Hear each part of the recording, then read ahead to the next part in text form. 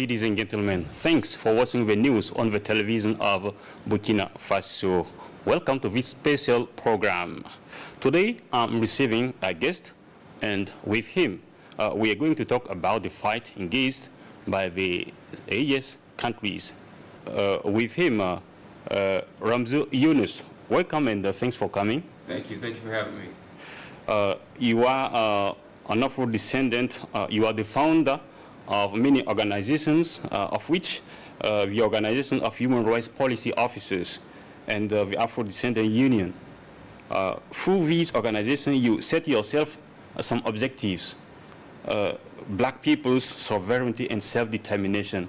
So could you tell us why so much commitment? Yes, the number one objective of all oppressed people throughout history, even in the Bible, was to govern themselves. The children of Israel were told to take possession and govern themselves. That's self-determination. It's a natural inclination. So that's the number one founding principle of the United Nations. So all the nations of the world, the people have stood up and asserted their right of self-determination to govern themselves, besides a nation within a nation, which are black people in America. So I'm advocating for that human right for us to stand up and declare independence in America, and that would immediately get rid of the oppression that black people suffer in America. And worldwide, no one is, especially Africa, no one is practicing full self-determination, because in international law, self-determination means economic development, control over economic development. And no nation, especially in Africa, is in control of their economic development. They allow you to have political independence, but not economic independence. So the whole world must fully enjoy their self-determination,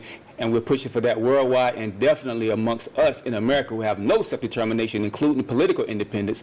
We must assert that in order to enjoy full peace and multipolarism around the planet. In the USA, black people continue experiencing racism and oppression from the white majority. USA is known to be a country of democracy, country of human rights.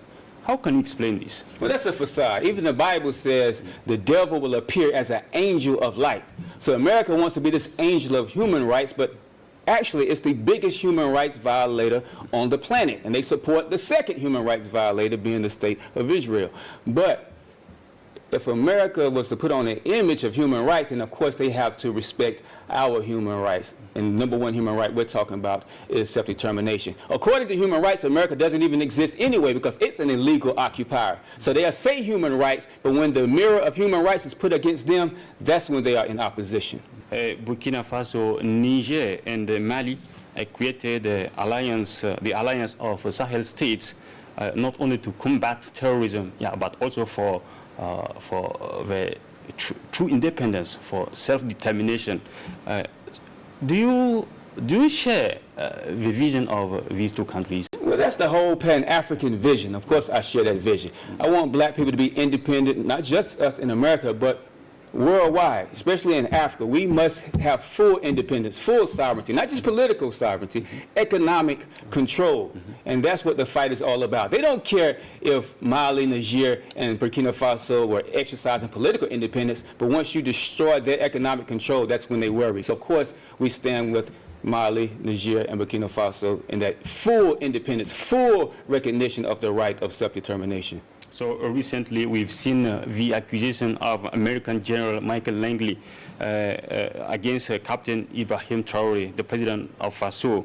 So how could you understand this behavior of an American officer and notably an Afro-descendant? Well, you can easily understand it, because we are a domesticated people, a captured people, don't have any power whatsoever. So naturally we want to, especially as a man, your nature demands some kind of power, but they control the power. So they can tell one of us who are slaves to say, we'll make you a house slave, a top-level slave, if you do our bidding, if you speak for us, if you represent us, meaning the white majority instead of the black majority. So it's all a mindset that we've been groomed in America, an inferiority mindset, and also a mindset that we have to bow down to get what we want, and even to get what we need.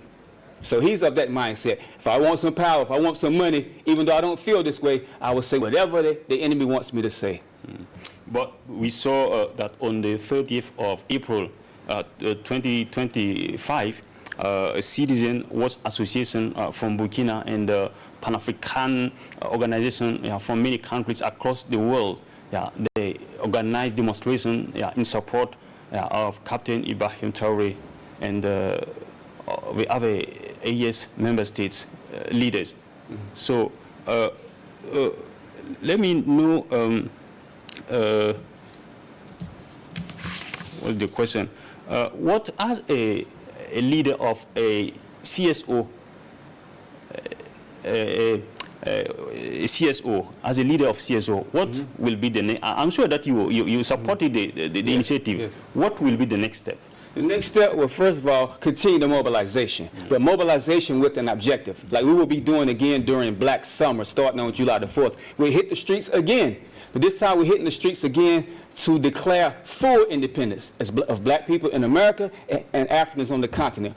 So we need to do that again on a large scale. The whole Africa needs to stand up and say, we declare our independence. We assert our right of self-determination. If the leaders don't agree with it, the presidents want to be puppets of the West, then they must go. We're standing up. Just like President Ibrahim Traoré said, we're not taking power, we're fulfilling a void, because our presidents across Africa are not in power. It's still the West in power. They're just sitting on a seat. So we must stand up as the people with power and say, we declare our independence again, starting July the 4th, and have a People's African Union. And that African Union will be headed by President Ibrahim Traoré and the Alliance of the Sahel. Yeah, but talking about the demonstration on the 30th of April.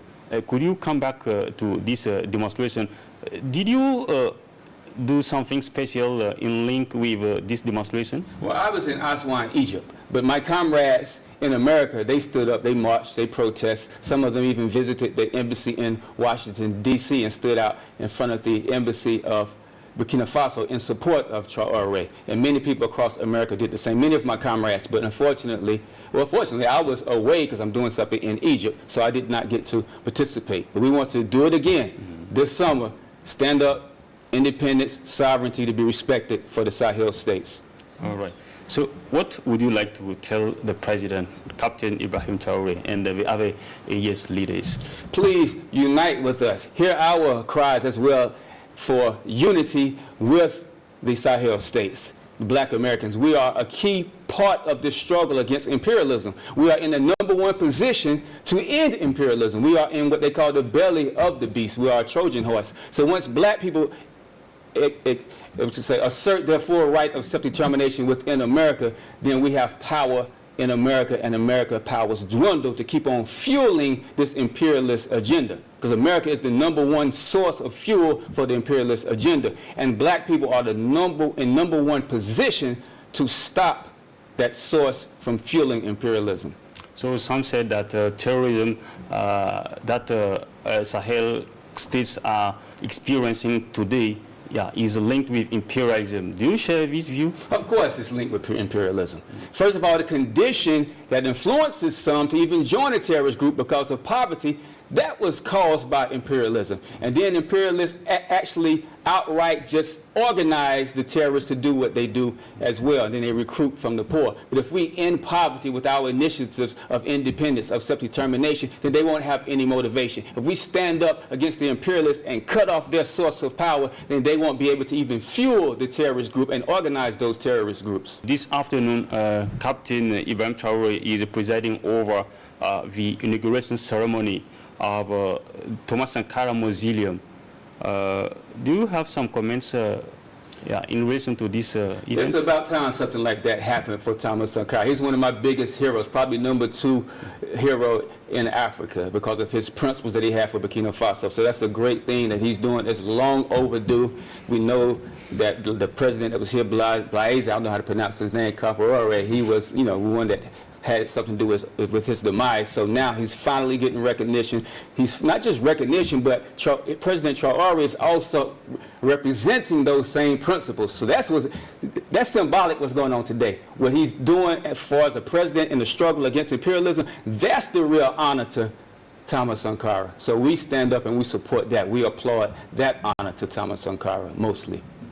So, but what would you like to tell the youth, African youth, the world youth in relation to what's going on in Burkina Faso? Yeah, everybody, all the youth must stand up.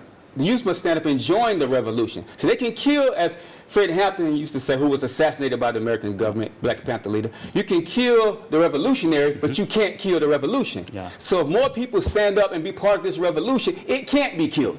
You can try to assassinate our dear President Ibrahim Traore if you want to. You can't assassinate 2 billion Africans that stand up for the same revolution. So the youth have to put it in their mind that I'm Ibrahim Traore.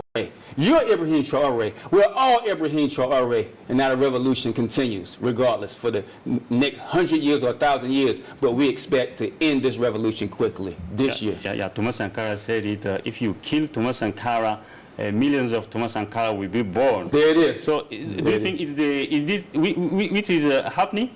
Yeah, that's what happened. They try it right now. There's many Ibrahim Traores now, inspired by Ibrahim Traore. So do what you want to try it.